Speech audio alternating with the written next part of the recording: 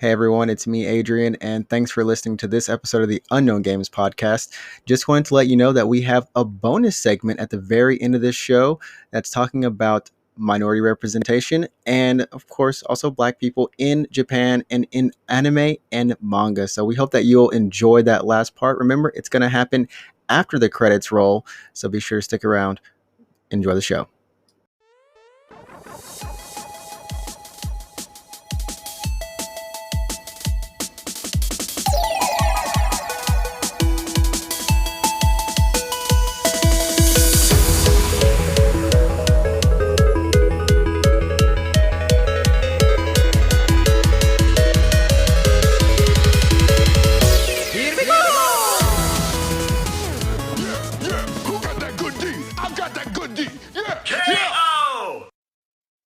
Exploded nut syndrome is a condition indicated by the presence of exploded nuts. This battle is about to explode.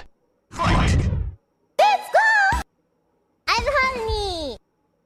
Oh, I'm horny! yeah. I'm horny! Oh, What's up? no. Oh, no.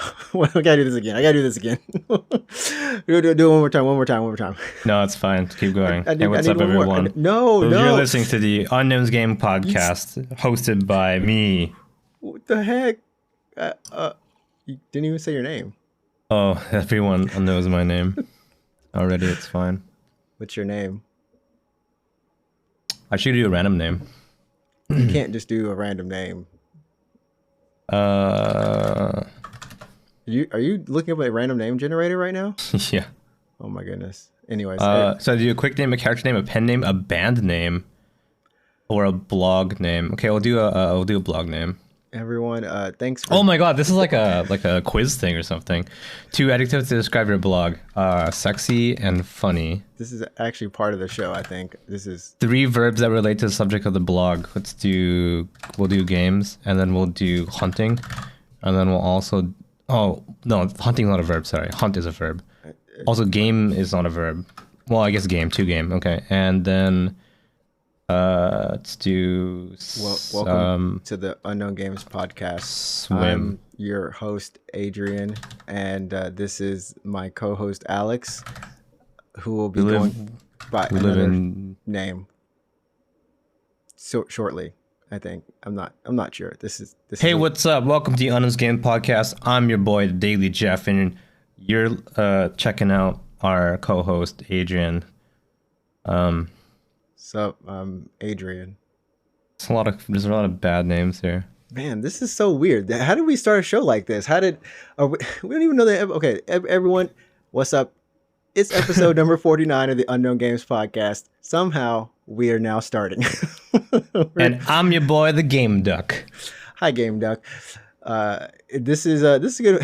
This is a crazy episode just from the beginning, but we got really good news because the new Nvidia GeForce cards. We're gonna be talking about those. The Game Duck is super excited about these things, and I am just a fly on the wall. I'm actually considering upgrading, and I think that there's a lot of cases that if you have a gaming PC or if you feel like making a PC, this is now the time.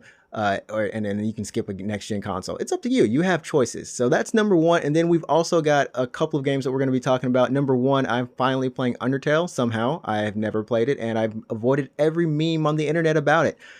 So that's one thing. And also Control. I'm not going to talk too much about it, but Control is awesome. And Spellbreak, because if I call it Spellbound one more time in my mind, I'm just going to fall out and wish that game actually did happen. Yeah. So, Game Duck. What's up? What's up? I'm the Game Duck. Well, it's definitely new and improved. What does Game Duck do?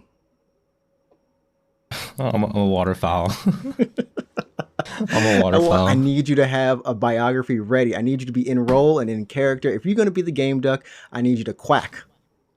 Quack. No. Quack. I'm hold telling on. you to quack. I'm not quacking myself. I'm just Oh, like the Mighty Ducks. Quack, quack, quack, quack, quack, quack. Yeah, You know, that was a good Flying movie. Bee. That was good. That movie made me Yeah. want to play hockey. Imagine being the only black guy out on the ice. They're Thinking you can black. shoot. They're a black hockey players, aren't they? No. I think there was like one or two, and then I started playing Wayne Gretzky's 3D Hockey '98, and that Oh game yeah. changed my man. I loved playing hockey, and then I got on the ice, convinced my mom to get me a pair of skates and a And then you couldn't stick. skate very well. Oh no, I skate fine. I love ice Okay. skating. I just Yeah. can't shoot the puck. I was like hitting it, and it's just not. I was like, this doesn't work like the movies. This is the only time I've ever told myself that it didn't. It's all in the hips. It I guess so, but I only went to like 2 days of practice, and that was it, and I quit. Okay. Yeah. So Yeah. I guess we'll get started. I gotta say, first game that we're gonna talk about is Spellbreak. See, I almost did it again. Spellbreak. I started playing it on stream, and it is a pretty fun little battle royale. The game's been in beta for the past 2 years, or like alpha beta, and you can get it now on the Epic Game Store, or you can go check it out on, I believe, PlayStation 4 and Xbox One. I don't remember if it's on Switch. It could be, probably is. Wait, is it exclusive to Epic Game Store on PC? But yes, it is not on Steam. I don't know Okay. why. Yeah, so it's cross-play, so everyone is playing together. And I think there may be an option to turn it off. I haven't really explored it, but if you've seen any gameplay from it, you know that it is a very quick, fast-paced kind of Twitch, not shooter, but the core objective is just like any battle royale, teams of three. I believe there are 40 people on the map, and you're trying to be the last team standing, the last magician. What am I talking about? Magicians or magical people flying around. What? What do you? What There was a word I was trying to get Yeah, out. it sounds like you were about to like very, very mispronounce magician. Yes, I Like really, magic Sheehan or something. I mean, in terms of gameplay, the actual mechanics, you have 6 different gauntlets, and each of these gauntlets are, you have ice, fire, earth, lightning, poison. I don't know why they did the poison, and then there's one more that I'm forgetting. But hey, you can mix and match. You wear 2 different gauntlets. It is looter based, so you're gonna start off with one gauntlet, and then when you're running around opening up, like little loot boxes, essentially, you're gonna find another gauntlet. And it's pretty cool. Like, I've seen some interesting interactions. Wind. There we go. I don't think I said wind. So, for example, with wind, you have, for each of these gauntlets, you have 2 different types of abilities. You have a spell and you have a sorcery. Your spell is pretty much your DPS attack. It doesn't cost much mana. And you're also using mana to move around the map, to jump and to float and to fly. And it's very active and a lot of fun in that way. And so what's cool, like I said, is you can combine your powers. Number one, it's pretty easy, right? Your sorcery, for example, for wind is a tornado. And then if you combine that with your primary ability for fire, you'll get a flame tornado. Get it? That's not a joke, but you get a flame tornado. So It's like some Kirby stuff. yeah, and it's really simple. Now, it's not just you who can interact with your abilities. The other teams can also do that. So if you throw out a tornado, hoping to kind of suck someone in it, if they throw fire into it, then they're adding to that damage. Or conversely, maybe you get hit into it.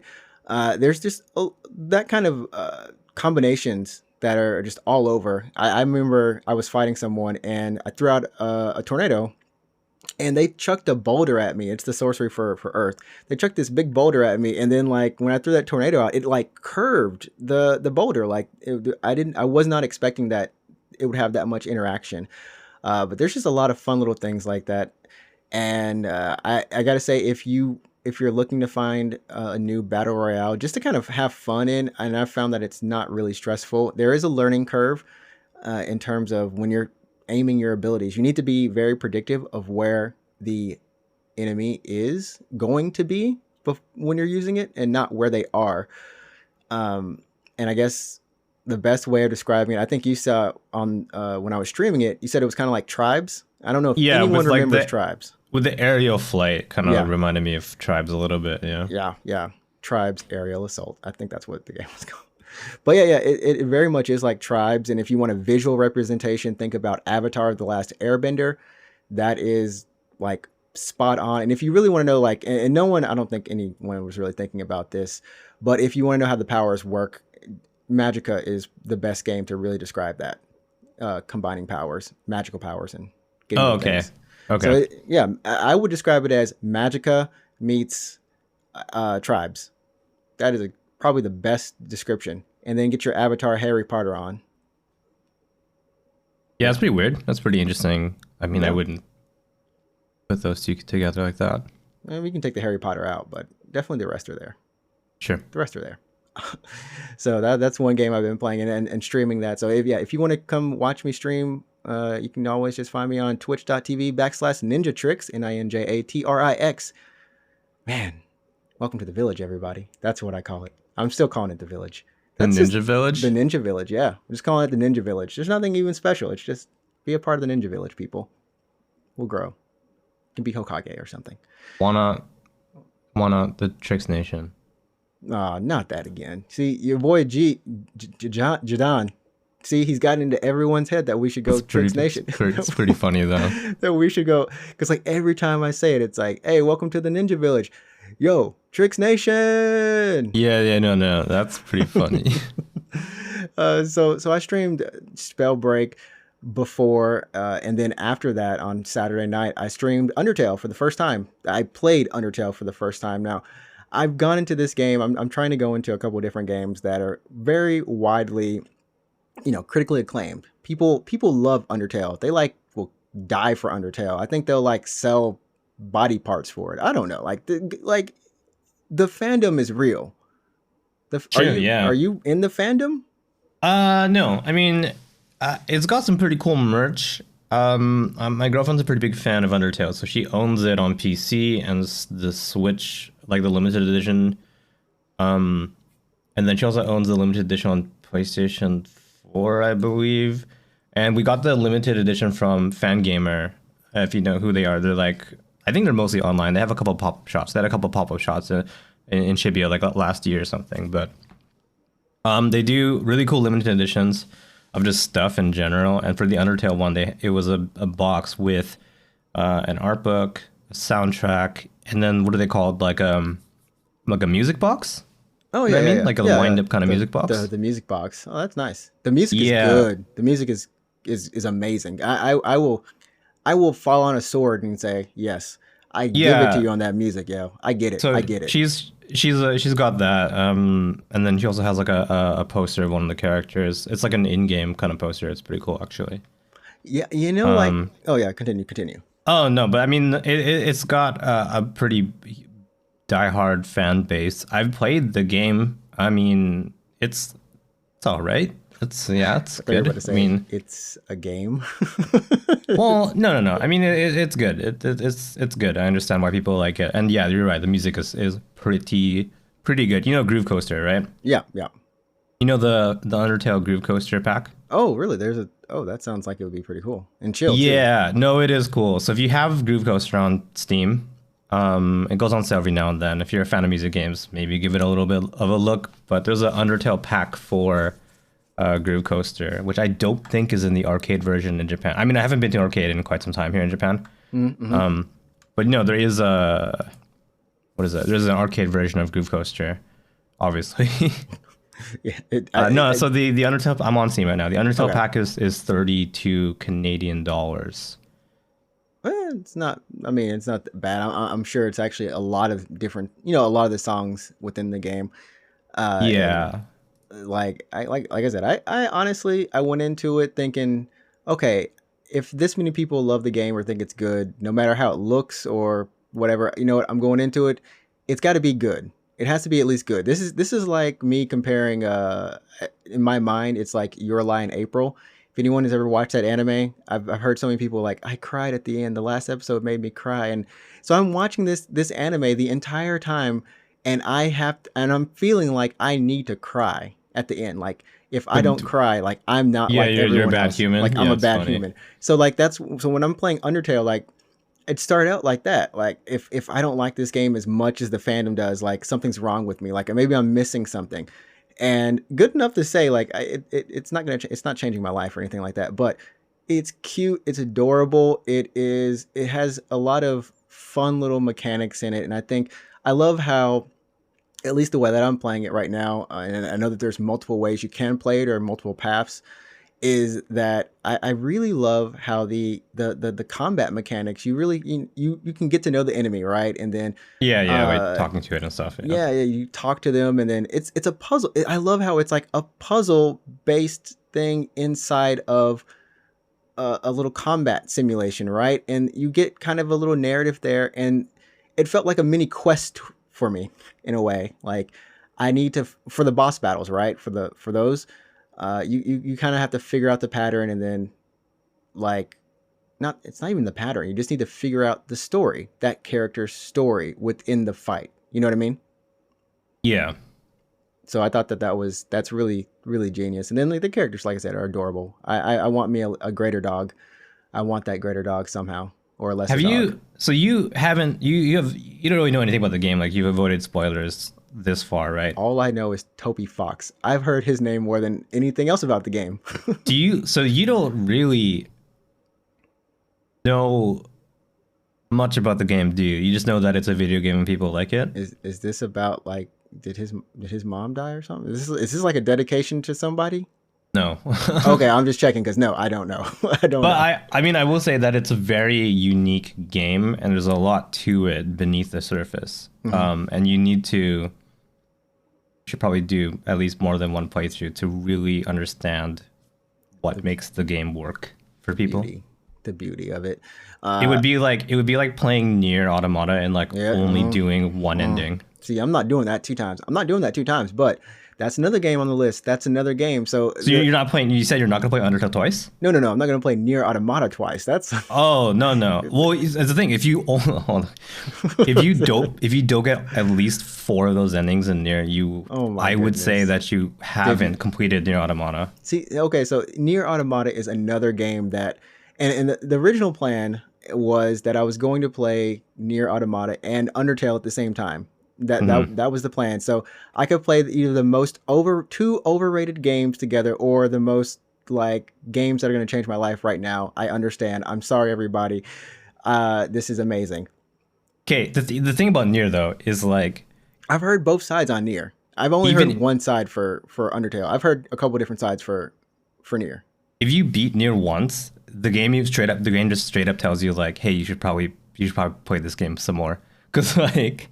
If you only get 1 or even 2 of those endings, like you'll have missed out on the game, I think. I mean, there's YouTube. It's hard to explain without like really saying why you need to do all 4 of those endings. That's another game where the ending is like if you don't get the real ending, like if you don't like you're either missing out, or like the real ending, like that's some stuff. That's some heavy stuff. That's gonna that makes you think some stuff right there. I'm like, so another game with more pressure. So look, I'm playing Control right now. That's a wonderfully heavy game. I can only play it for like 2 to 3 hours max. 2 hours is like a sweet spot for me. And if anyone's played Control, you already know the game narratively wise is insane. I'm really happy that I'm able to play Undertale and Control together. If I strung in Nier Automata somehow, I think I'd get confused about life. I think even Undertale tells you that you should probably do more than one playthrough. It probably does. I mean, people in the chat were telling me like, okay, well, you know, if you want to, you can go back and reverse this decision, but at the end of the game, like, it's actually going to tell you, or somebody will tell you like, oh, you tried to reverse it. You know, some of these things are built in, and it's pretty spooky, to be honest. Yeah. So like I said, I'm going to play that one 2 times. I don't think I can play Nier 2 times, but Nier something I'll see how it goes. Maybe it's something where I play it, like finish it and then wait a couple months, then go back to it, kind of thing. You know what I mean? Like just not back to back. I need to play it back to back, literally. I mean, you don't have to do it back to back, but you're going to like. Do I need to take notes and like have a save file, like literally make a memo for myself? Have you seen Tokyo Ghoul? I've seen the first season. Okay, that's fine. The first season is fine. But like my favorite thing about Tokyo Ghoul is like you start out with that series like kind of on the sides of one, like you're kind of on the side of the ghouls, right? Because you kind of get inducted as a ghoul and you have ghoul friends and you see how they live their lives. And then there's like that really cute small one, and then like spoiler, her mom dies, and you feel like yeah. Yes, And that you feel like happens. you're like, oh my god, how could those terrible humans do that, right? Right. You're kind of on the side of the ghouls. But then as the season goes on, like you start to see the perspective of the humans, and then you kind of like as the world builds, you realize that there's no good guys. There's no good guys. And there's no bad guys, right? Everyone is just they're just all trying to stay alive. And that's what I really like about Tokyo Ghoul, is that it does a really good job of like switching the perspective of the viewer, and then like suddenly you feel really bad, for feeling a certain way. Well, I mean, like the whole thing is that at the end, somehow we're on Tokyo Ghoul, but not Tokyo Ghoul, but just this kind of story in general. It's really common. I feel like it's more common in Japanese narratives. Yeah, it really is. It really is. Yeah. And what it actually ends up being is that there is no side. There is a right and a wrong, and the right and the wrong needs to be recognized to realize that we put our differences together, we're actually the same, right? Yeah.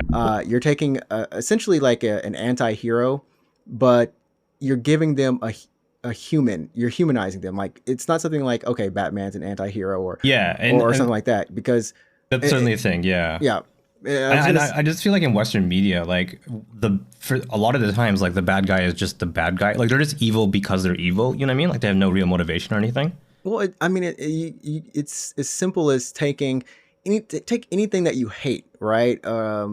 Take a spider, right? And make this like, I'm just gonna go with Spider-Man for some reason, but it's not Spider-Man. You get bit into a spider, and you become a spider. Like this is a more Spider-Man, like literal spider kind of thing. But you have like an urge to do something, right? That's now your like. That's what you have to do. It's not that you want to do it. And that's the thing with the ghouls. They have to eat humans to live. They can't eat human food. It's not that they want to do it. It's that that's just the only way that they can live. But when you think of a ghoul, you're like, no, that's a horrible existence. That's a horrible person. Like they're eating people just to eat them. And some of them are. And that's where, what Alex was saying, some of them actually are. And that's just the same. There's good ghouls and there's bad ghouls. And there's people on the police side who are hunting them that are good, and then there's some that are just downright evil and just love to kill them, like straight up, like because they like to kill, and this is a good excuse to do it. That was my favorite thing with Tokyo Ghoul, is that it lets you see like the perspective of like, I mean, like there's like, I don't know, everyone's like a victim in their own sense in Tokyo Ghoul. Like you kind of like hate like the humans for a little bit because of what they did to like one of the characters. And then it switches perspective, and then you kind of see like their motivation behind that, or they were just protecting their family or something like that. But anyways, my point is like Tokyo Ghoul does a really good job of switching perspectives and then making you feel bad. And Nier Automata does the same thing, where if you only do one playthrough, you only get one perspective. Okay. It's only until you do the second playthrough and then like the third, where you like when everything switches on its when everything switches on its head. And well, my question then is, does the game count those previous playthroughs? Like it knows that you've played it once or twice, so then it changes the story? Is that what happens? Or the story changes. Like it forces. Okay. So the credits roll. The credits roll, and then like it's just like, hey, you should probably do this again. And then you just continue, and then you start back to like the beginning of the game basically. But for one thing, the perspective is different. And it's hard to explain. There's multiple sides. There's multiple sides in this world, right? It's good. I will experience this, but I get what you're saying now, and it's, at least it's good to know that it's not like I'm just starting the game over and I have to make different choices. Like the game knows that I'm playing it again for the second or third time, and it's writing the narrative accordingly. But the thing, oh my god, and the thing about the second playthrough is that like, see, this is one of those diehard fans, kids. The second playthrough unfolds in the same way as the first playthrough. But now you get like way more context. Cutscenes are longer. You also start getting the perspective of like the other side. So like in one of the earlier boss fights in the first playthrough, it's pretty short. You just kind of you get there, and then it's like this robot, and you're like, well, this robot's pretty weird. Like, why is this robot killing androids? And then you go and you kill the boss. No big deal. And then you find out why it's killing androids. And then the second playthrough, in the middle of the boss fight, as Wait, you're like, don't tell me. Just stop, like- just stop. yeah, Stop geeking out. Stop geeking out. you get way more context. You get way more perspective. You like learn motivations of other characters, and you're like, and then But I think you feel like really bad. I think in general though that's just called just good characters. Like I know that's why a lot of people like Demon Slayer. That's one of the things like they do, and it's really similar in that sense. Each of the demons they have a backstory, and it makes sense. Why they became the way they did, why their powers are the way they are, because they have they have a relationship to their weakness in terms of what they wanted to feel or wanted to be or how they were treated. And when Tanjiro like kills a demon, like what makes him unique is not he's just not killing them, he's understanding them and then putting them to rest, kind of like rest your soul, man. I feel for you. You didn't want to become a demon. It was literally, and that's anything. Honestly, I think Tokyo Ghoul and Attack on Titan, sure, yeah, kind of around that not era. I mean, they did come out not too close to each other, but there's a huge shift in shonen manga with those, and that you'll see a lot of times now. That is it's a common theme. It's a more common theme now, and definitely if you like your shonen manga or if you like manga in general, just go read some things and maybe go play some of these games that we're talking about, and you can tell us how you feel about them by leaving us a voice message on our Anchor page. Sure. just working that in. But I guess we can change gears now. I don't really have much else to say about Control. I'm gonna keep playing that. Of course, I'm only 2 hours in, so I can't say much. And I'll go over more, I guess, the further I get, maybe halfway. But I will say I did actually watch all of Marvel's Avengers being streamed, the single player, and I enjoyed it. I mean, I wasn't playing it. So you're not gonna buy the game then? No. The game, like, honestly, the game needs more polish. I think everyone can admit that. It's definitely not nearly as bad as what they put out for that beta. Not nearly as bad. Wait, who made the game? Is that Crystal Dynamics? Yeah, Crystal Dynamics. Yep, Crystal Dynamics, IDOS, and I think the story for me, I thought was kind of touching. It was kind of nice. Kamala Khan, aka Miss Marvel. Oh gosh, I hope I didn't get her actual hero name wrong. There's those two Marvels just confuse me. But she's super cute. She's a super dork. She's like a super kid. The story starts out with her. She goes to A-Day and she meets the Avengers because she's won this contest or something, and she geeks out every time she meets them. She's like fangirling, like, oh my god, you're Iron Man. I can't believe it. You're Thor, like, and they're like, I remember reading that part of that you wrote, and they're like, she's like, oh, you read it? You actually read my thing? And they're like, see, she's a good one. I don't know, but it's really the journey of her, and I think that's the best part of the game, is that it's not from the perspective of the Avengers, but the perspective of her once she gets her powers, and understanding that she's not sick. Like, there's nothing wrong with her just because she has these powers, even though it was from an accident. And people treat people who, like the Inhumans who get those powers, they treat them, bad. They hate them because they are the cause of a lot of people's sorrows. People lost lives on that accident in A-Day. And conversely, some people got those powers. But yeah, it's just a coming of age story, and I thought that the voice actors, everyone did a really good job. The gameplay, I think if you're looking for gameplay, it's okay. It's got a lot of systems in the game in terms of missions and dailies, weeklies, lots of different rewards and loot. It's pretty insane just how much they put in terms of like skills per character, right? But I think if you end up playing it, you'll like it. I don't think you'll love it. Really? To be honest, I probably won't play it. I think you'll like it. If you won't love it. It's a solid like 7. It's like sure. a solid game. Sure. So it's like a very good mediocre game. Yes, yes. That is. Okay.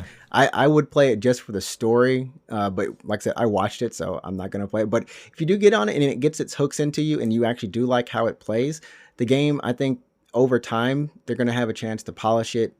Of course, there's new heroes coming out for it, so the game has life and extension. So it's not gonna be something that is gonna go away anytime soon. So hopefully, it only gets better. There we go. Right. I mean, it's not like a Diablo thing, is it? Or like, because Diablo has seasons, so even though it has a story that you could probably finish, that you've done multiple times, people still play Diablo. So it has so the story mode is, and then the way that they actually present it is you don't even really have to do the story mode completely. Like you don't have to finish it. Essentially, you have the main story, and once you finish that, you still have there's like daily missions you can do. There's simulation missions, and then there's I think like team based missions that you can. That's like multiplayer essentially. That happens in different environments, and those are all purely just loot based. Some of them are basically just challenges, like, hey, go kill X amount of things and do it this way or whatever. And those are per character. That's like the simulation room, right? Those are daily. They rotate daily.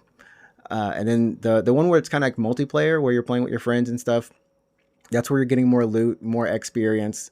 And what's kind of crazy is, I can't remember, but each character has their own somewhat of a battle pass. They all have their own progression where you get to X level and you unlock, some sort of collectible or something like that. So it just keeps on going. Is it kind of like the progression systems of like a Call of Duty, for example? Yes, Okay. yes. That I remember a streamer actually saying that. That's how it is. Sure. So I mean, that's a really good motivation for a lot of people to keep playing. Just like it's a psychological effect. I think like people like seeing level ups. Mm-hmm. And that's why they keep playing. Yeah. Like I don't even now, like I know for Call of Duty people will be like, oh, I gotta do my gun challenges, but I hate this gun, I hate using this gun.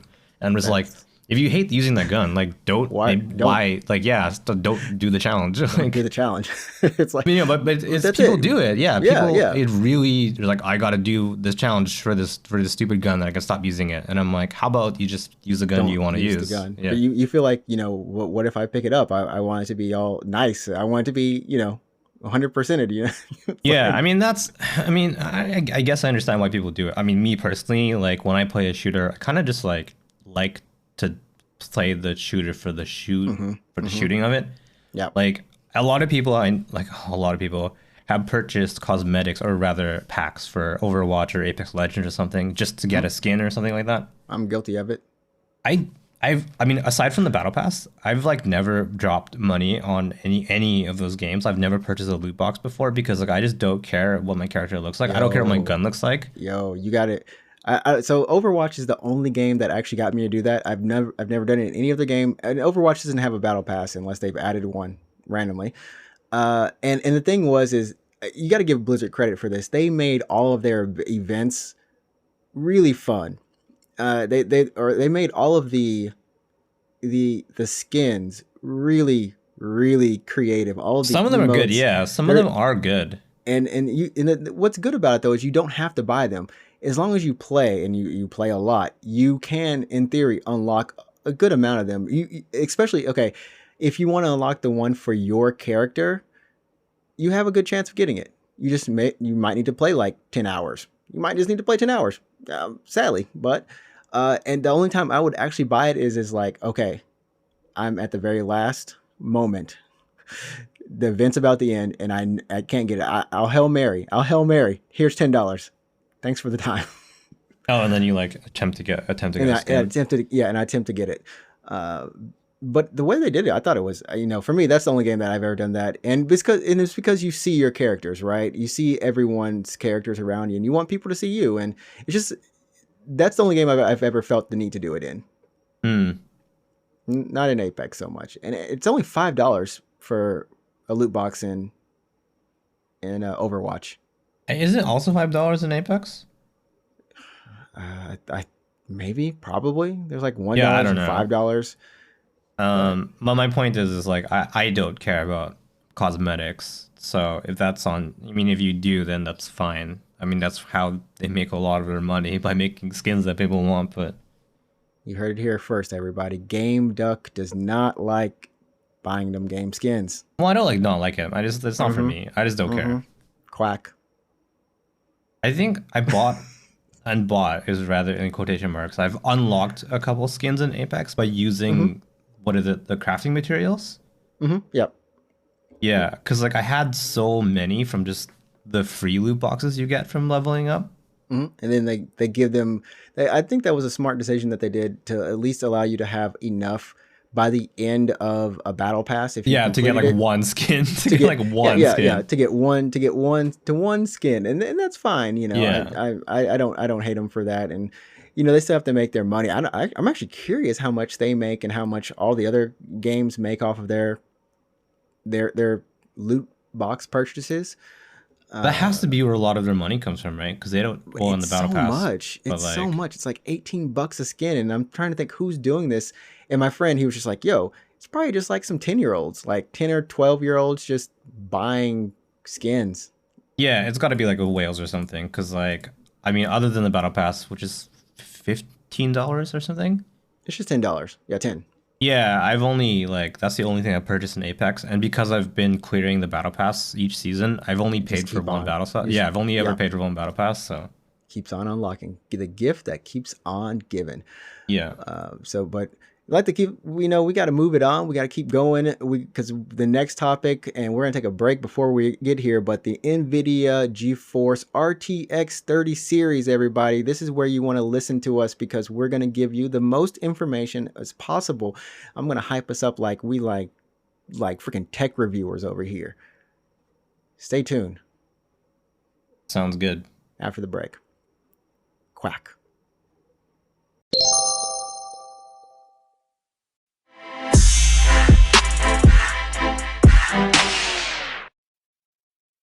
Make your dreams come true! Just like that moment that you stepped on the ice and you said for the first time in your life that you are going to be somebody. You are going to make a goal that no one else has made. You're going to do a hat trick. You're going to do a trick shot. You're going to just do it. Exactly. You just gotta link it together, everybody. Welcome back because I'm hyped because gaming is about to change. Wait, that's kind of right. I think that's right. Anyways, sure. Yeah. So the GeForce RTX 30 series was unveiled last week, or was it this week? Last week, yeah, last week, yeah. And I got to say, a lot of news sites were saying have these graphics cards, have they stolen the thunder out of the next gen consoles? And I'm coming from the side of I'm just a little PC person who doesn't know much about the PCs. But probably not. Like, yeah, I think if you were still excited to get a console, you probably don't care about the graphics cards. To be honest, but I mean, like the thing is that Alex or Game Duck, and a lot of other PC gamers that I've talked to are super excited about this because one of the most powerful graphics cards on the market right now, I think it's the GeForce 2080 Ti. Yeah, that's the top consumer card. That's the top consumer card. Costs $1,200. Right, and the lowest end of this 300 series, the RTX 370, puts out just as much and a little bit more power and all around better than that card. Same from the Nvidia. They're both from the Nvidia, but for $500. Yeah, so that's less than half the price. Yeah, less than half the price. So, yeah, Alex, give us a lowdown about this. What is so exciting about this? Why is it so important, or why is it making the news? And what are your impressions? What do you think? I mean, not impressions because you can't play it with it, but what are you excited for about it? So they announced the RTX 30 series, which is just this generation of the Nvidia RTX cards. So last year they introduced the RTX series, which is a 20 series, and then before that was the 10 series of the GTX cards. So they don't do yearly cycles. They do one every 1 to 2 or to 3 years or something. Okay. Um, but like this announcement, they showed off the 3070, the 3080, and the 3090, which is replacing the 2070, 2080, and the possibly the Titan, maybe Okay. from last generation. I can't remember when the 20 series launched, like 2 years ago, maybe 3 years ago. So we were due for an upgrade for sure. Okay. But like I think what's exciting about these cards is like not just that they're better, but that they're significantly better. And then Nvidia didn't raise the price really. So we were worried that like we would get like let's say a 20% marginal increase on performance from last gen, which I think is like normal for most generations. Okay.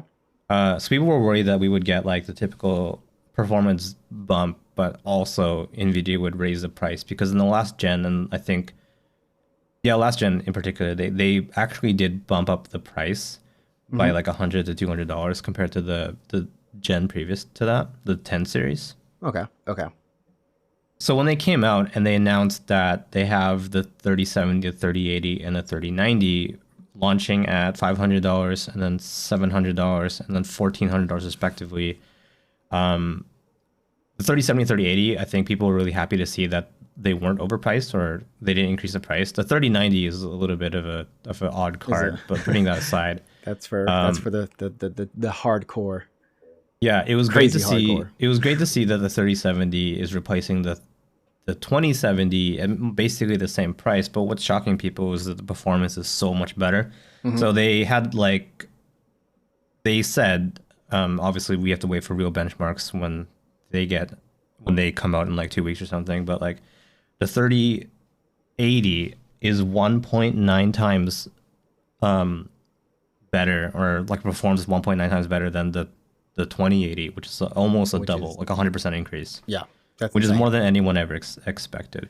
So what does this mean for like most gamers? What does this mean for the casual player? Is like you can feasibly with a 3080, you can feasibly play a 4K game in max settings at well over 100 frames per second, which is like previously that was something that wasn't always the guarantee. You would typically have to like choose between a lower resolution like 1080p or maybe 1440p. Okay. And then you can play that at like a high refresh rate, so 144 frames per second or higher, depending on the game. Or you play at 4K at 60 frames per second. So if you're playing like, let's say The Witcher 3, you don't really care about really fast response time. You just want to be immersed in this super detailed world. You would play like The Witcher 3 at 4K 60, right? Yeah. But with the 3080 performing so well, like a couple of days ago, Nvidia put out a video of Doom Eternal running on a 3080, but also a 2080, just to compare how they run. The Doom Eternal is running at 4K max settings at like 140 frames per second. So that's Jeez like, Louise. Jeez. that's incredible right there, because now you like don't really have to choose. You can really have like your cake and just eat both your cakes. Do you know what I mean? Like you have, You can have your cake and just eat both of them at the same time. You can yeah, you have just do it. everything now. Yeah. I mean, and I'm gonna hop in for just a second. For I think what this means for people like myself who have a PC that's just a medium spec build. It's nothing high end or anything like that. Yeah, you can get the best performance as of a month ago for not the best performance price. Right, and it's insane because I didn't think about it so much because up until now, like things have looked good on my graphics card and I've been like, okay, this is nice. But then I fired up Control and I'm like, okay, this game looks really good on just like, I think it's low and medium settings is what I'm able to do. Sure, Like, yeah, okay. it still looks good. But then I walk up to a fine. window and there's no window. Like there's no glass. There's no reflection. There's like a really bad Generic, blurry reflection. Yeah. Yeah, if I look at it a certain way, and if I don't, it just looks like they don't have a window there, and I can't go Okay. through a wall. So I'm just sitting here. I'm like, man, this is some jank. But I love the game so much. I'm having so much fun with it that I can't help but think, especially when I'm streaming, How that much better it could look. how much better it could look, how much better it can play, and how much better it can look for people who are watching me.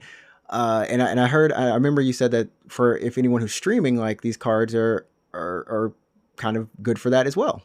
Yeah, I think like so the thing about 4K like 140 for frames per second is very impressive on paper. But the problem is that 4K monitors that go over 60 frames per second or 60 hertz rather Or like are extremely expensive. Like very very expensive. $2,000 or more, right?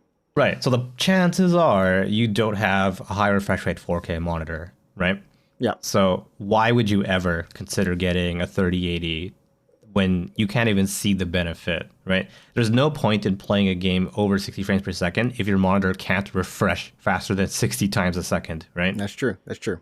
So why do this? Well, I think one of the benefits is increased power if you're going to be doing something like streaming.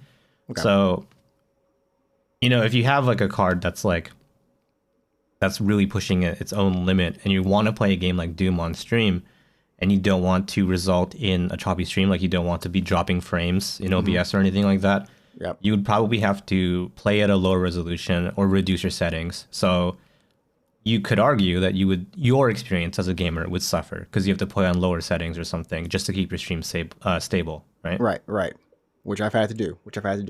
Right. But now if you have a card that has like this much horsepower, then you don't need to choose anymore. You can play at the 1444p, maybe God forbid 4K at 60 frames per second or whatever max settings, and your stream won't be dropping frames. So your audience has a pretty enjoyable experience. Which is insane. Just the fact, I don't know. It just, you know, if you can do something that can kind of ease your mind while you're streaming, that's what I found. Like if I don't have to worry about my microphone, or if I don't have to worry about the stream dropping frames or anything like that, then it's one less thing on the back of my head. The back of my Hind? head. Did you say hind? You said head and mind at the same time? Yeah. Okay. Yeah, I just combined Yeah. that right there The with back the of my magicians. hind. Yeah. With the magicians or whatever. Yeah. And that's a cool thing. That's a really nice thing. And you know, for the RTX, the 370 series, it comes with 8 gigs of RAM, normal GDDR6, Six. Yeah.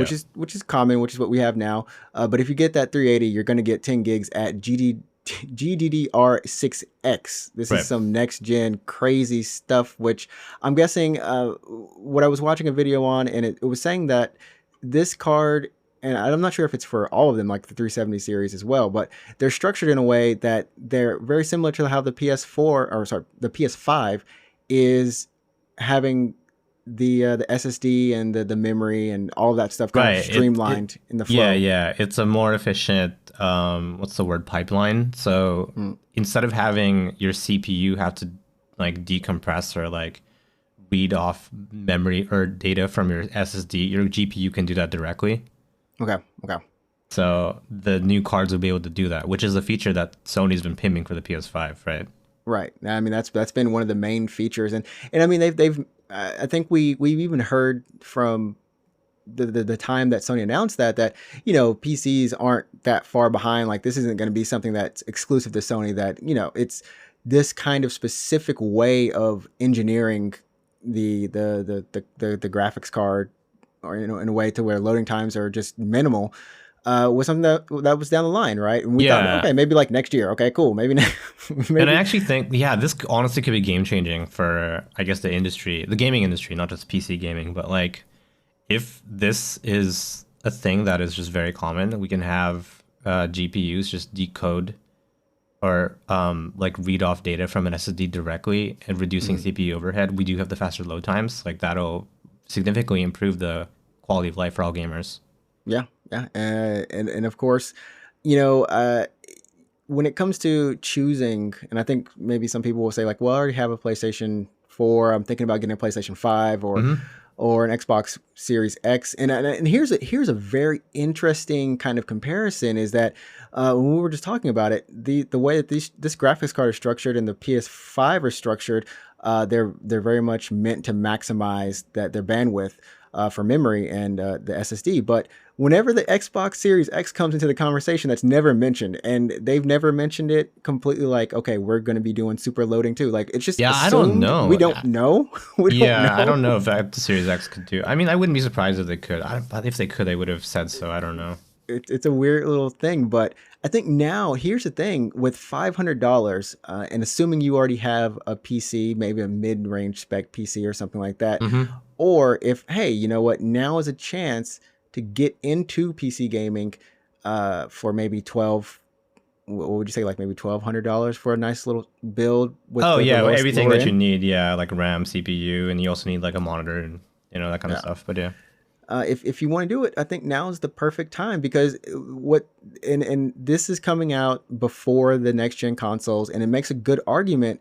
We don't know what we're getting still on the next gen consoles. We don't have a solid lineup for launch games on either console. We know what some of them are going to be, but there's no 100% this is making launch.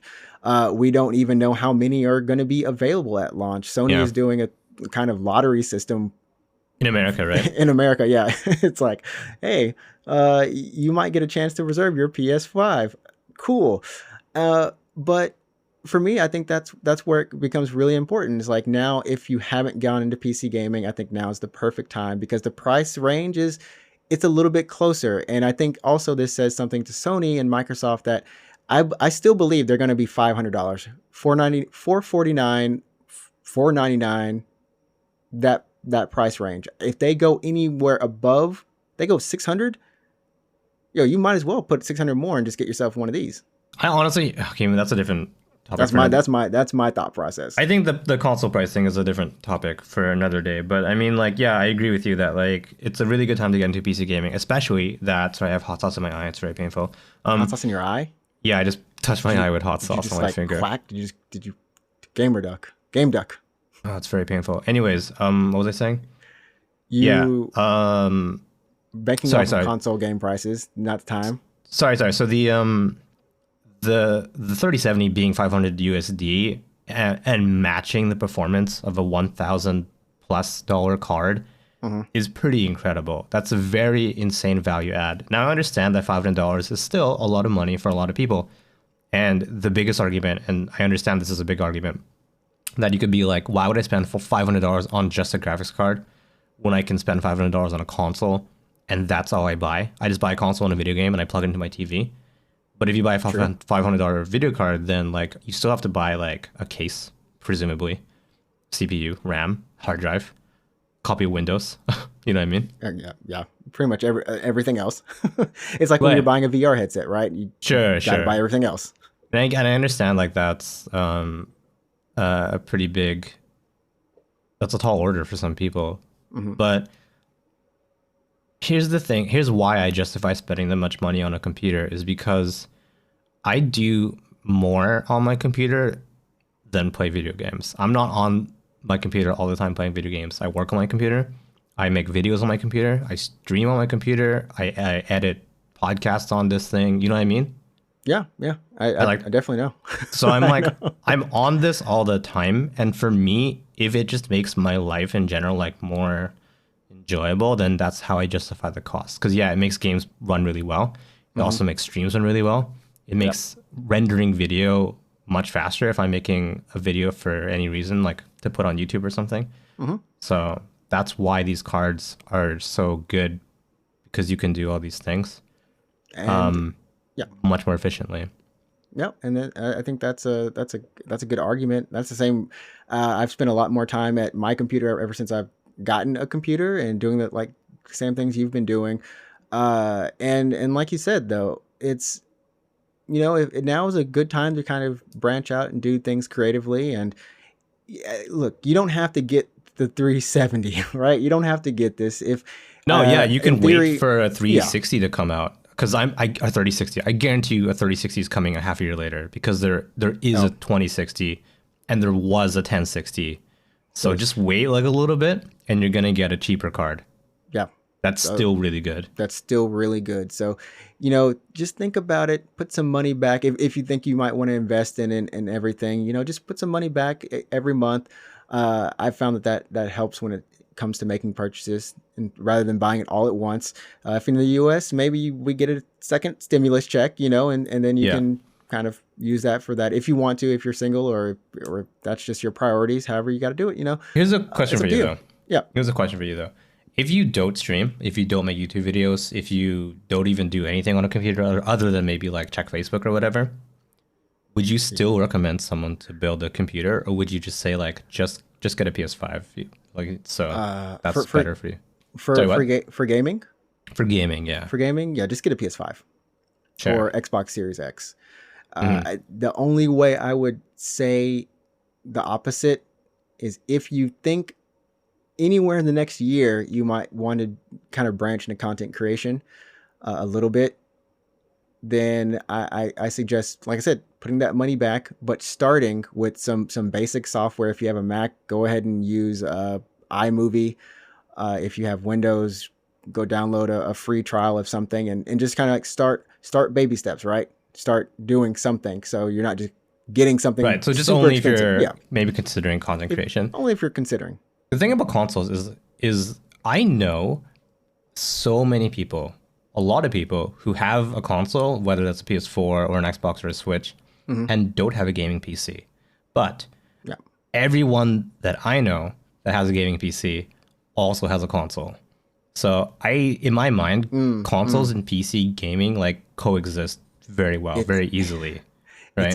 It's almost like oh crap, what is this argument? There's people who watch anime don't necessarily play video games, but people who play video games probably will more likely anime. watch anime. Because I've been to so many anime conventions, and that is 100% the case. It's so weird.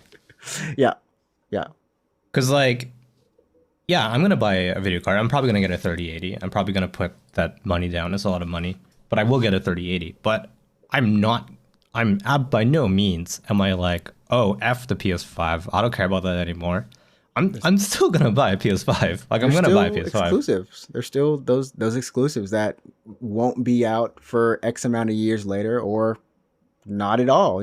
Yeah, and there's just some games that like I don't mind playing on PS4, PS5, or they come out sooner on PS5. Just to give you an example, like I'll tell you Ryza on PS5. Like I bought Ryza on PS5. You did? I did. Or not PS4. PS4. Like, no, PS4. Sorry, I'm in the future. Yuck. So I bought Ryza on PS4. I bought Octopath on Switch. I bought I know I just have a lot of games like that I have on console. And then if I really like, because they came out before, if I really like them, then I might rebuy them on PC, which is what happened with FF15 and Valkyrie Chronicles and Tokyo Xanadu and Shining Resonance and a lot of FF12, but a lot of those video games, right? So I still get a lot of work. I get a lot of use out of my PS4, so I don't think PC gaming replaces console gaming by any means. I think console gaming still has its place. It does, and just like everything, I think we can kind of tie this back in before we end the show. It's just like Tokyo Ghoul. Everybody, there's no right or wrong here. We're all on the same side. We're all gamers. Sure, unless you have a Wii U or something, then you messed up. Most of those mistakes have been corrected with the Switch or Steam. Just kidding, yeah. Also, FF7, buddy. If you want to play FF7 Remake, you can only play that on a console right now. Oh, that's true. You know what? Next year, we should be getting around to the Xbox Series X, Xbox One release. Or maybe PC. Or maybe PC. I'm hoping, oh my God. It has to be PC. With these new GPUs, I'm hoping so hard for FF7 Remake on PC. Even if they do, they're not. I don't think they're going to optimize it that much, right? You don't think so? Because FF15 runs pretty decent on PC. I think we actually talked about this on the podcast. That you actually ended up running it at I think it's 4K textures and everything. Because I was talking about FF7. Yeah, no, you can. I don't think these textures are actually going to be that much better. You can there is a 4K texture pack for FF15 on PC right now, but at the time or at now time, my GPU can't push out 4K 60 consistently. But with this new upgrade, now I can finally play FF15 in style. Yeah, just ball with it. Completely maxed out. So I want to see that kind of treatment for FF7 Remake. And you know what? I think for all the next gen in general, I think we're going to see some crazy stuff from Square and all the other, just hopefully all the Japanese side of the industry. We're based here in Japan. TGS, rest its soul, is still existing. I didn't even put that in the news, everyone. TGS, it's going to be happening on the 24th 4th. Yeah, it's I like 2 think. weeks, 2 weeks from now, right? Yeah, 2 weeks from now. So we'll do a little special cast because that's probably somewhere around our 1-year Oh, anniversary. yeah, it would be. It would be. Yeah, yeah. And it's been good. There's been a lot of good news. If you're in Monster Hunter land, Fatalis is coming back, and that is the last DLC for Monster Hunter World Iceborne, and that team has done an amazing job, I think. And plus, you got another black dude up in the scene, man. We all have dreads or cornrows. We just All black people have dreads or cornrows. What's your opinion? What's your opinion on the way black people are represented in anime? Are we Oh wait, bro. Oh, ooh. Can we get into this? It's like a. You can cut the episode here, and then we'll do like a bonus. We'll do a bonus. Yeah, we'll do a bonus should do that. episode. We should totally do that next week.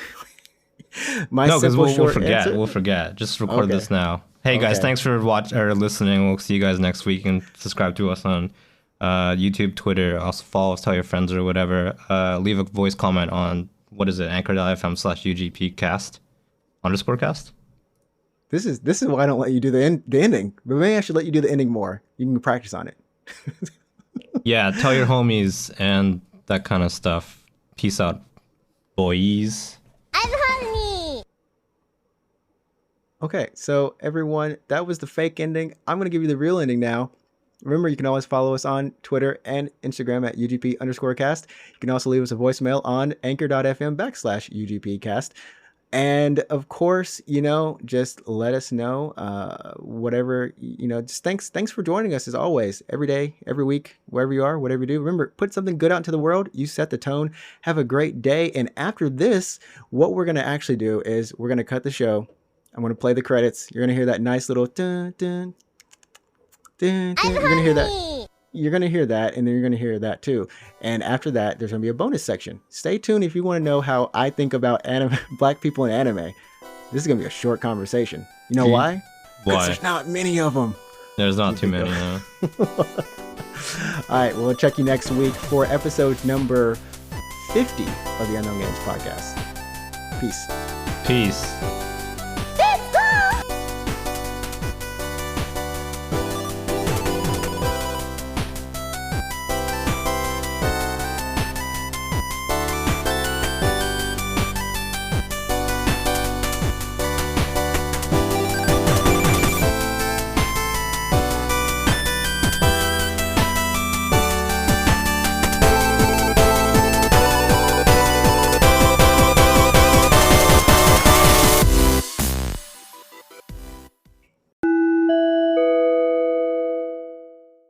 Okay, we're back. This is the bonus chill edition of the Unknown Games podcast, where we just chill with a can of beer.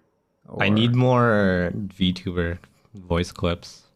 You should, yeah. You need to just set them all up because we're gonna get that show. That's what we're supposed to talk about now, actually. But yeah, we're gonna talk about the black people in anime. Yeah. And So the question that I asked you at the end of last episode. So there's a lot of anime in the world in Japan, but not a lot of good representation, I think, on minorities. And I feel like anytime there's a black character on screen, they're not. What's the word?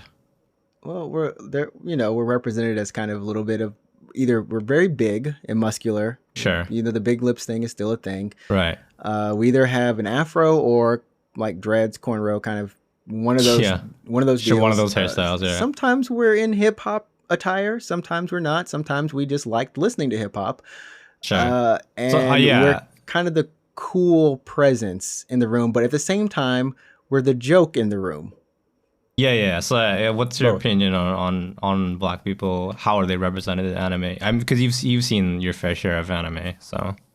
I mean, the thing is like I don't think I've seen enough where black people were in anime, and it's very similar to if you look at any kind of science fiction media in the U.S. or the West. Mhm. Like there's literally black people don't exist. Asians barely exist. Like minorities don't really exist in pop culture, science fiction, fantasy settings. Like we we're just supposed to be I guess the green people or something. Like we don't, and that's why there's Sure, yeah. Afro science. I think it's Afro sci-fi or something. Like there's like a complete genre for that. But in terms of anime, there's a couple cool characters, and I can't remember the guy's name from Soul Eater. That artist, he tends to draw at least one black character, and they do have the look, but they pretty hype. They're cool, they're cool. We also have Killer Bee from Naruto. There's a whole nation of black people. That's one of the first times I was like, oh, there's a whole nation of just black people in Naruto. And of course, B does do his little rap thing.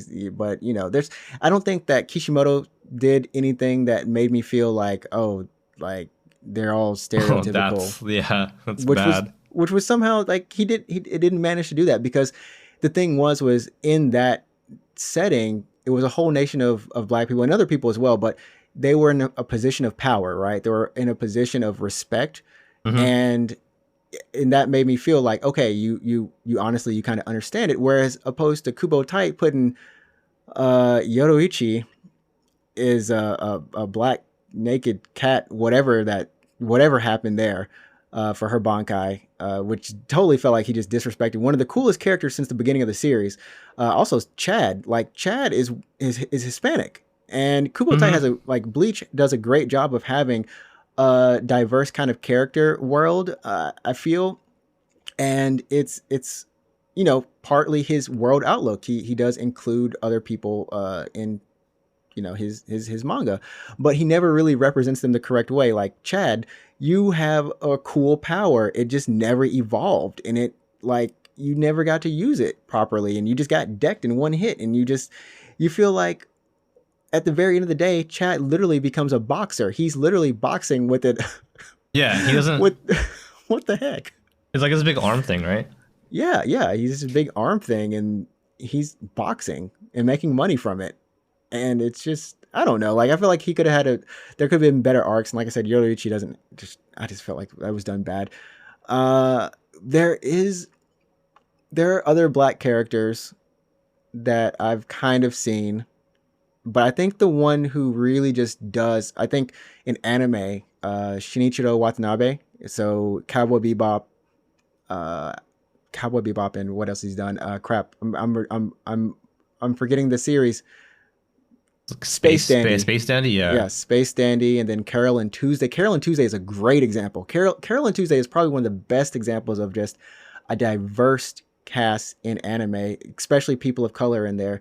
Not only just singing rap, but singing R&B and singing blues, and then it's about music, but it's so well done. And I don't think any of the characters from the character designer, I forgot his name. He's the character designer for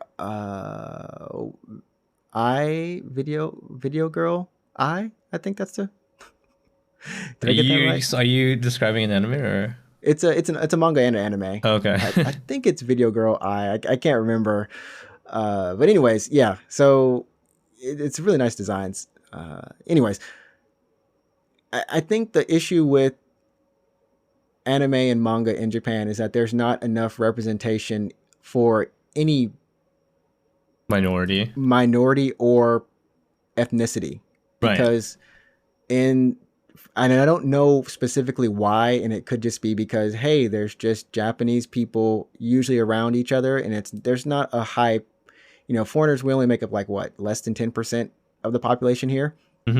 Maybe all the manga artists don't know personally someone else, another ethnicity of another ethnicity to actually write a story with, and feel like they can do justice. But it's still kind of strange because we all exist in the world, but the stories don't ever have anyone other than, and I guess that's the thing. People in anime are not specifically Japanese. No, I mean, they don't There's look certain Japanese. anime, Yeah. Certain anime, if they're literally from Japan, other than that, they are all a generic pigment and kind of universal race. Have you seen the Bleach live action movie? Yeah. Like Chad's not like Hispanic in that movie, right? He's Japanese. I couldn't even. I fell asleep honestly. His name is Chad, and it's just like a Japanese dude. It's pretty funny. It's pretty bad. I saw that movie too. I saw that movie too, actually. They could have at least got like I don't know. They could have got one of the 4 black people here. Yeah, I don't know. Or I mean, there's some Hispanic I've seen a bunch somewhere. of anime, obviously, and I've seen like some black characters are just like, they're like sidekicks, but also kind of like joke characters sometimes. You know what I mean? They're not meant to be taken. I mean, there's too seriously. like, Yeah. Bob from Tenjo Tenge. Oh my god! Exactly. That's a very good example. That's probably the best example. Excellent example. Bob is kind of cool. People like Bob, but he's a joke. But he's kind of a joke on himself. He can fight, but he can't fight as well as the main character. He's like above Krillin level, and he's like trips. really good at breakdancing. Right? And you're like, excuse me. And he's still got I think he has dreads. He's tall. Yeah, he has dreads. He's dreads. Big. Yeah, he's tall, black guy with dreads. He's really good at breakdancing. Also, his name is like the most generic foreign name you could find. Yeah. What's up, Bob? I was like, what? What is this? Yeah. But no, I think exactly. That's a good example. Bob from Tenjo Tenge is that how, people see black people? Like they're just these tall, kind of intimidating kind of people. Because Bob doesn't talk very much, right? He's very, very much like a silent type character. Mm-hmm. Mm-hmm. So kind of has like this aura about him. I mean, like if you watch Japanese TV and like the reenactment shows, they're literally just moments where there'll be black people on TV, but in those reenactments, and they're always in a role that's so stereotypical in a reenactment, like, oh, this person mugged me. Sure, yeah. And it's like, what? Like I've seen that way too often. I mean, I remember the first time when I was in college and I was helping, Japanese people move into their dorms, and my friend had actually picked them up from the airport, and I was riding back with them, and it was dark or whatever, and they just gotten off the plane, we're riding back, and he smiles at them, and they were scared. He's a black guy too, but they were scared. He had dreads. They were just they were like frightened of him. I'm like, Did I tell you? I can't remember if I told you this or not. Did I tell you about when I was in school here, we had a classmate who was black, right? Did I tell you this story? No. No? Yeah, sorry. I don't remember it. No. Okay, so we had a classmate who's black, and we were like just out around the campus, and he just casually tells us that daily he gets stopped by police on his bike. Like, as a foreigner, this happens, I think, pretty frequently, where like you're just kind of riding your bike, or even you're just out on the town or whatever, and police will come up to you and are like, "Hey, show me your residential card or whatever. Yeah. Like, what are you doing here? Like, show me your passport or whatever." It doesn't happen to me very often, and it's less of a problem now, I think, in 2020. But for our classmate, he just very casually just like, "Yeah, I've been stopped like easily double digits, like so far." I've only had once. But... Yeah, and he's getting like, profiled more than any other of us. Foreigner, I guess. Yeah. Yeah. So already as a foreigner, you're kind of already profiled. And then like as a black foreigner, he was just like, oh, I get stopped daily when I'm on my bicycle. They just like show me registration, show me ID, show whatever, right? I'm like, that's so rough. It's kind of rough. Like even when I go to karaoke, right? Like people be like, hey, go like sing some rap song.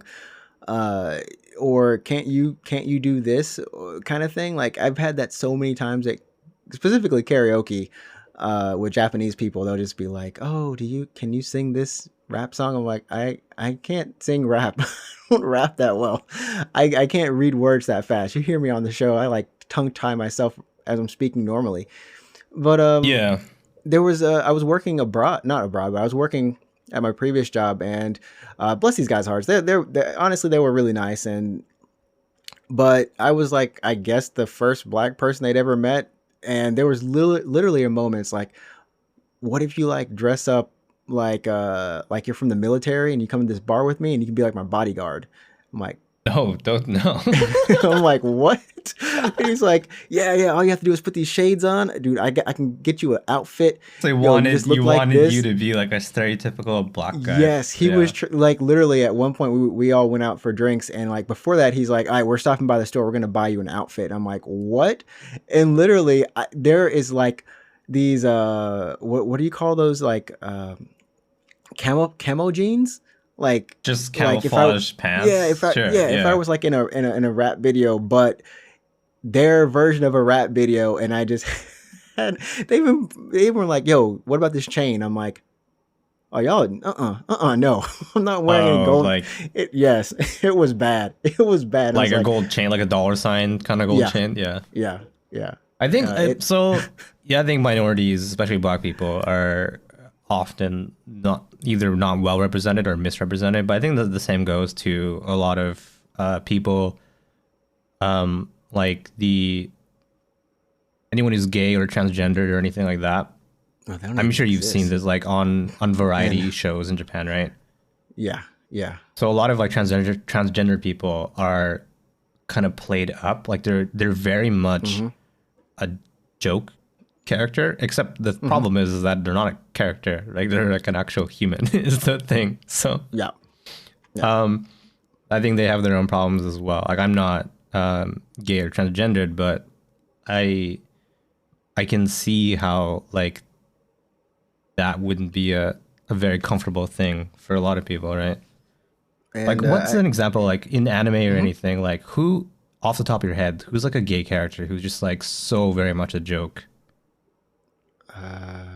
when I said that they didn't exist, this is what I meant. It was like I'm trying to think of like in an anime or manga, there are some kind of characters. This is I can only think of One Piece.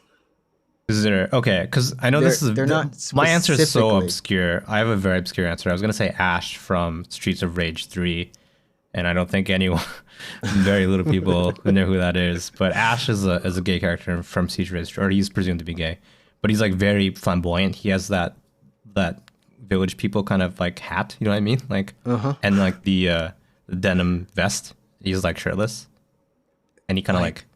He's just very, very, very flamboyant. But that's like the image of gay people. Or like at least in Streets of Rage, which is in the game from the 90s. So I think like there's like the Okama, and I think that was a term that was more in use like X amount of years, maybe 10 years ago. Like I remember in Japan, like it was more, and now I don't think they use it at all. It's just more like they don't really label anyone on the variety shows as much anymore, I feel. But like you said, like everyone essentially there is joking on themselves. But there's not really I don't know, there's not really like, oh, I'm transgender, this is my story really being told on TV or in any yeah, and they're not media like that they're I've not seen. like portrayed as just like normal people. They're kind of portrayed as like characters, like very, very flamboyant, like very outgoing, like to elicit a laugh out of people, right? Well, but then the opposite side is you have guys that are constantly cross-dressing on TV Yeah, as part of their act or as part of their character. Like, Right, that's just exactly, and you don't know, and it's like, okay, I don't think this person is like number one example is like not Mitsumanguro, but Matsuko Deluxe. If you can look up Matsuko Deluxe, that's your number one right there. But is they're not Matsuko Deluxe actually gay? they're not actually transgendered, are they? They're just doing it as like No. part of their thing. I don't know. I don't know about Matsuko Deluxe. I actually don't know about Matsuko Deluxe. I've never actually looked him up because he's always just worn a big dress. He's just always worn a dress. He's a big guy, but he's always worn a dress. Yeah, okay. And he's never really been like, I don't know. Matsuko Deluxe though is really funny. Like straight up. Okay, but But like the people on the Yeah. programs they don't play it off really cool. They're like, oh, you're just wearing a dress, that's fine. Do they? It is. they it never is, acknowledge is- it. It's just their gimmick. It's his gimmick. But I think, I think and that's there's another person like that too. maybe part of the problem is that it's used as a gimmick, right? It's not. Well, I don't know this person personally, but I don't know if it's like he's just like, oh, I just feel comfortable in a dress, or he wears it because it's his thing. Do you mean it's part of his act? There's one that's popular now. Like it really is like comedian per comedian when you're watching them, and some of them like you may think, because there was actually 10 years ago. That's when you actually if 10 years ago would sure. have been at Kabachan, the hairstylist. Or They're also, all do you remember Hard Gay? But Hard Gay is not gay. That's the Hard thing. Gay has a kid. That's the thing, though. That's the thing. I mean, he has a wife and kids. He has a wife draws and manga kids. and stuff That's too. the thing, though. It's like Hard Gay is not gay, though. Like it's his. That was his act. That was his like thing. He's like, I'm a gay character, and this is funny. Like I'm doing these funny gay things. Yeah. Is that in terms of, is that wrong though? Is that wrong to turn, just being gay into a joke? I think like especially 10 years ago, and this is the same thing for like black people on Japanese TV. Bobby. Yeah, exactly. Yeah, Bob. And Bobby's just being Bobby. I don't know if he's actually playing a character a little bit. No, he is playing a character because he's not bad at Japanese. He speaks Japanese normally. He can just speak it normally. But he puts a really heavy accent. He's from a part in Africa. I don't remember off the top of my head, but he literally is like, I'm Bobby Oregon. Yeah. But he doesn't speaks kind of like that. And he kind of like he talks normal Japanese. He doesn't need to represent himself that way. And like literally how to tie this in is like when I started teaching in middle school, I always told the kids to call me by my name, and I tell them, and there's this one kid I'll never forget. He just walks to me and goes, "Oi, Bobby." I'm like, my name's not Bobby. Yeah. He's like, oh, Bobby. And then there's other kids too. Like there's other black people, and they'll just call me that black person's name, and I have no clue who they are. One guy was a YouTuber. He's like half black, half Japanese. I never heard of him. I had to look him up, and I'm like, yeah, that's still not my name, kids. Please call me Leon or Adrian. Please call me one of these two, right? So like stereotypes are very real in Japan, and it's because there's not a lot of representation, and the representation that there is, it's all comedically, played up to the point where it's not a representation. Yeah, I'm just curious as someone who's like not black or gay, because I have a gay friend, and I remember him telling me distinctly one time that he was just like so very tired of the way that gay people were represented on TV, because he doesn't, that's not who he is. Like these gay people on TV like don't represent the way that he is. You know what I mean? And that's why he's told me that he was so frustrated with just the way that they're often like played up as a joke. So I wanted to ask you if you felt that way about black people in anime or on TV or anything like that. Yeah, I think that there's good examples, but there's more just kind of mediocre bad ones than the few good ones that are out there. And if anyone, if you're listening right now, I do encourage you, if you're going to create any content, and this has been a movement, I think, in the past definitely 5 years for sure. As you see with any Disney movie, the color of the rainbow is always represented, all walks of life.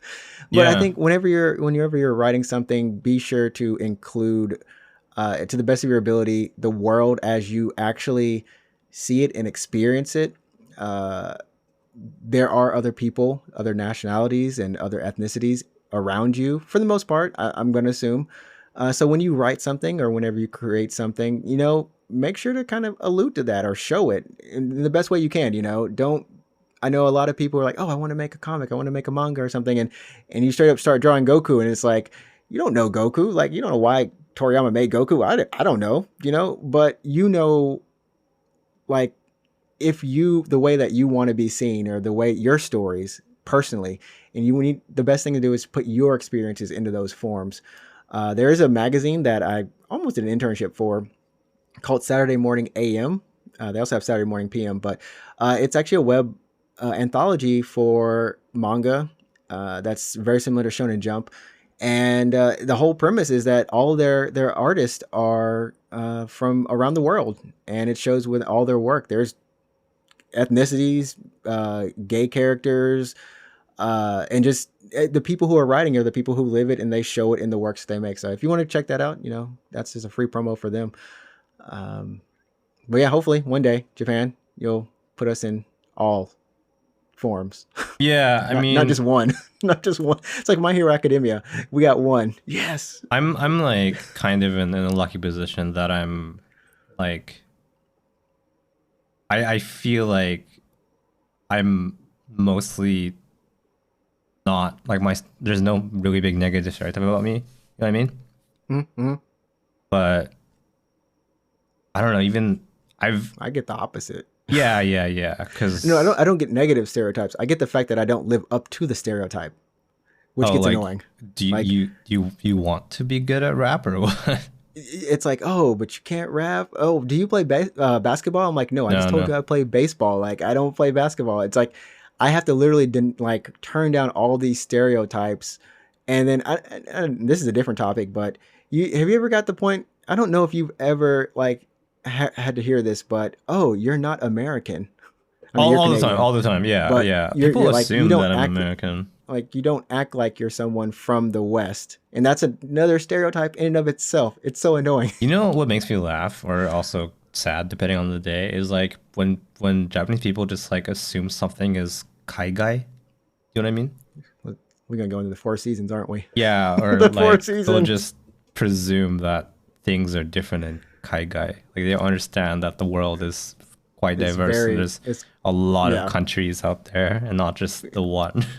Yeah, it this is a whole nother topic, but yeah, there are some funny stories. I think we might even talk. I think we did talk about the season. The season thing. Yeah, but there's just like, you know, that the world is actually a place, and like, you know, there are more common things around than there are differences.